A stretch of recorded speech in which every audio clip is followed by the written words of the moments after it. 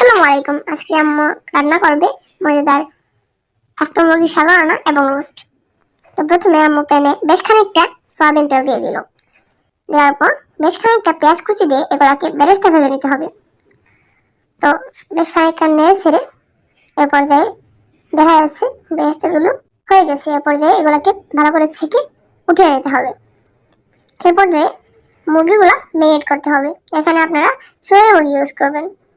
এখানে দিয়ে দিতে হবে কিছুটা ময়দা, তারপর লবণ এবং মরিচের গুঁড়া দিয়ে ভালো করে এটাকে মেরিনেট করে নিতে হবে। তারপর এগুলাকে তেলে দিয়ে উল্টে পাল্টে ভেজে নিতে হবে। তারপর আমরা রোস্টগুলো দিয়ে দিলাম, এগুলাকেও ভালো করে ভেজে নিতে হবে।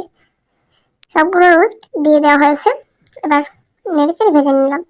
এরপর যে একই তেলে আমরা দিয়ে দেবো আর একটু পেঁয়াজ কুচি দিয়ে নেড়ে চেড়ে মিশিয়ে নেব।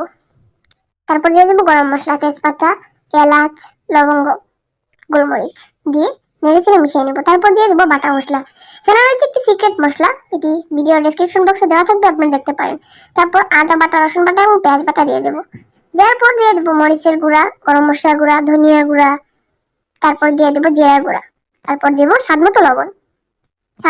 দেওয়ার পর ভালো করে এইগুলাকে কষিয়ে নেব। ভালো করে কষিয়ে নিতে হবে যতক্ষণ না এটি ভালো করে কষে যাচ্ছে। ভালো করে কষিয়ে নেওয়া হয়ে গেছে। এরপরে আমরা দিয়ে দেবো কিছুটা পেঁয়াজ বেরেস্তা দেওয়ার পর আমরা এটিকে ভালো করে নেড়ে চেড়ে এরপর যে সামান্য একটু পানি দিয়ে দেবো। পানি দেওয়ার পর আবার একটু নেড়ে চেড়ে কষিয়ে নেব। তারপর একটু ঢাকনা দিয়ে ঢেকে দেব। ঢাকনা উঠানোর পর এ পর্যায়ে আমরা এটিকে একটু নেড়ে চেড়ে যে ভেজে রাখা মুরগিগুলো এগুলো দিয়ে দেবো। মুরগিগুলো দিয়ে উল্টে পাল্টে এটিকে একটু মিশিয়ে নিতে হবে। তারপর রোস্টগুলো দিয়ে দেবো। রোস্টগুলো দেওয়ার পর আবার এটিকে নেড়ে চেড়ে মিশিয়ে নেব। মিশিয়ে একদম এটির সাথে মশলাগুলো ভালো করে অ্যাডজাস্ট করে নেব। তারপর ঢাকনা দিয়ে ঢেকে দেবো সিদ্ধ হওয়ার জন্য। আবার ঢাকনা খুলে আবার একটু পানি দিয়ে একটু নেড়ে চেড়ে মিশিয়ে নেব এবং মশলা যেটা ভিতরে ঢুকে তার জন্য একটু ঢাকনা দিয়ে রেখে দেবো। তারপর এরপর যে কয়েকটি কিশমিশ এবং কয়েকটি কাঁচামরিচ দিয়ে দিতে হবে গুঁড়া দুধ দেওয়ার পর আবার একটু নেড়ে চেড়ে মিশিয়ে নিতে হবে।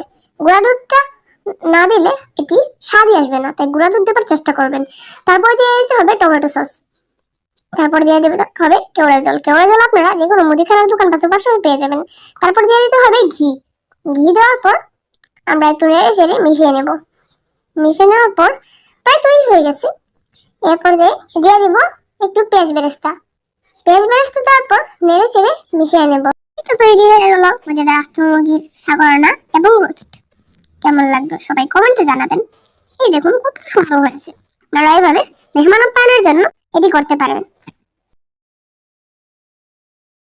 চ্যানেলে নতুন হয়ে থাকলে ভিডিওটিতে একটি লাইক এবং চ্যানেলটিতে সাবস্ক্রাইব করে দিবেন।